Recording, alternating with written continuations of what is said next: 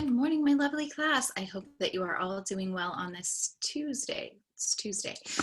So let's talk a little bit about where we were last week and where we're going to head this week. Last week, you submitted your IRB application. I hope by now, most, if not all of you, have heard back saying that your IRB application is approved. As soon as you get confirmation from the IRB, probably will come from Sydney Palmer, you are welcome to send out your survey.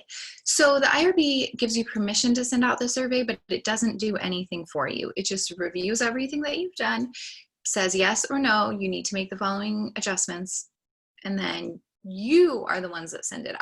So once you receive approval from them, if you are one of the groups that said you were going to post on social media, you just need to take that Qualtrics link, provide some kind of brief description in your post, and send that link out to your friends. If you are someone that decided to go the email route, and remember, your entire group needs to be consistent and you need to use one method. If you have decided to use social media, you are only using social media. If you have decided to do email, you are only doing email. It was just because it will reach different groups of people. It will change the results. So pick one, just one.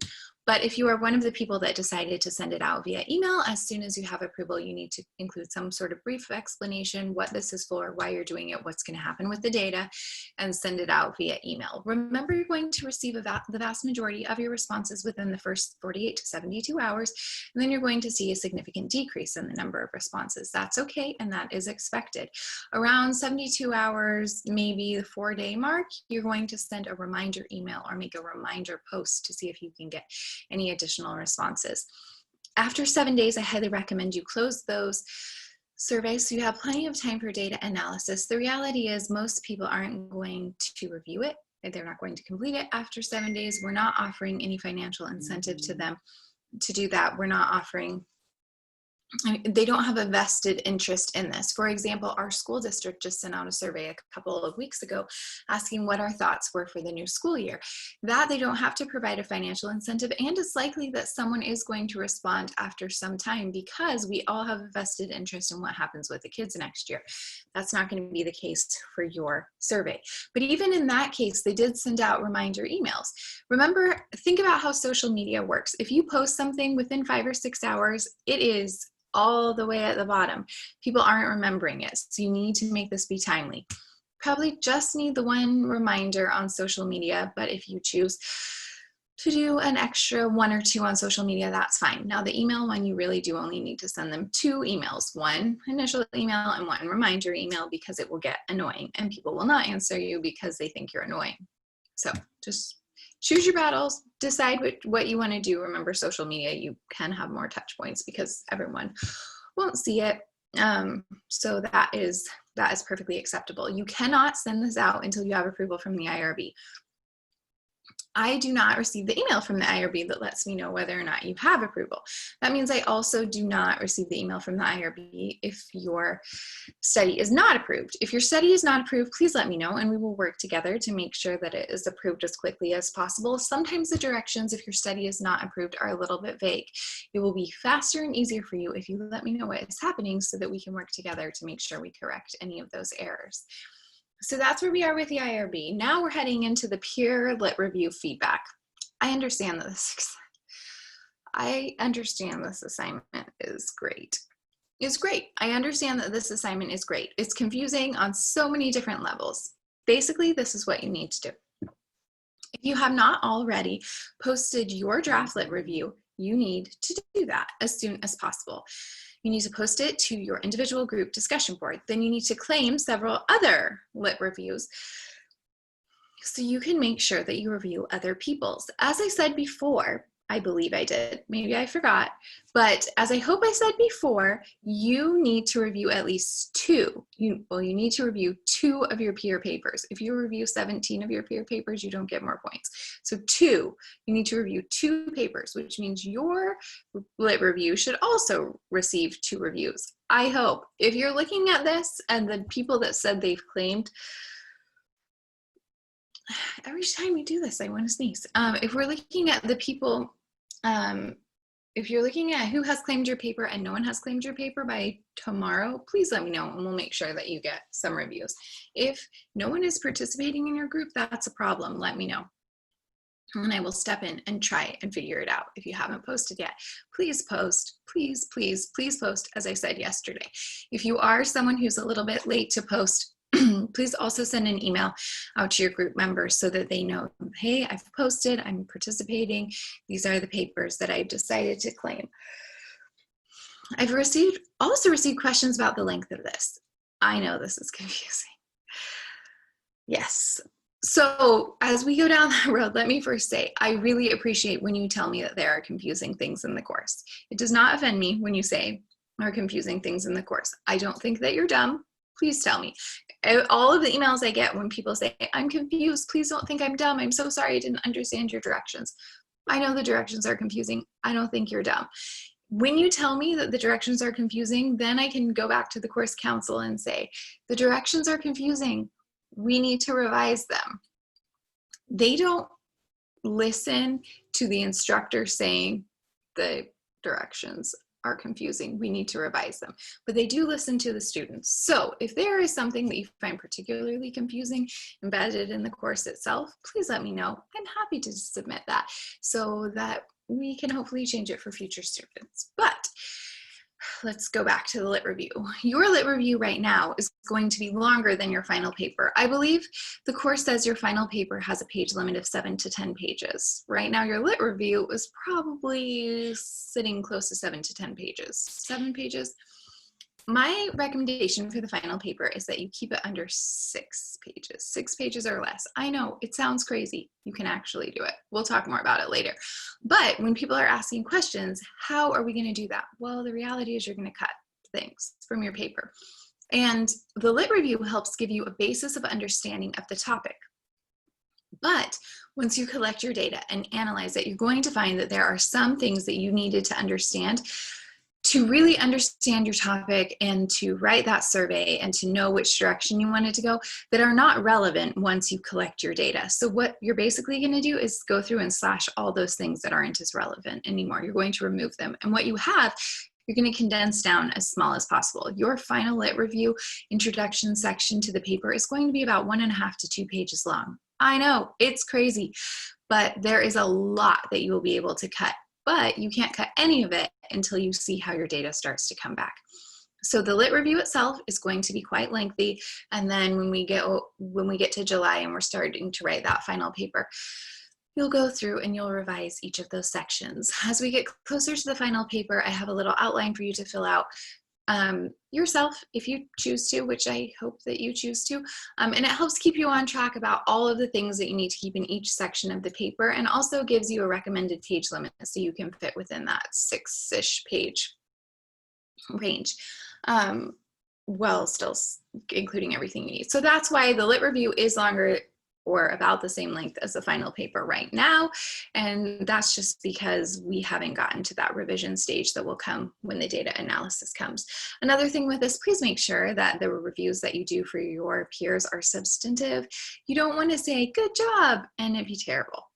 Or just have some pointless comments. You're really supposed to be helping them. And the thing is, you're not just helping them, you're helping yourself. As you're able to go through and identify problems in your peers' paper, it makes you that much more adept at identifying problems in your own paper. So that's why we go through this process. This process is, yes, cumbersome and time consuming, and yes, there is a better way to do it. Unfortunately, this is the way that we are doing it in this class. Okay, last thing that we're doing, well, I think there's 2 actually, last things that we're doing this week.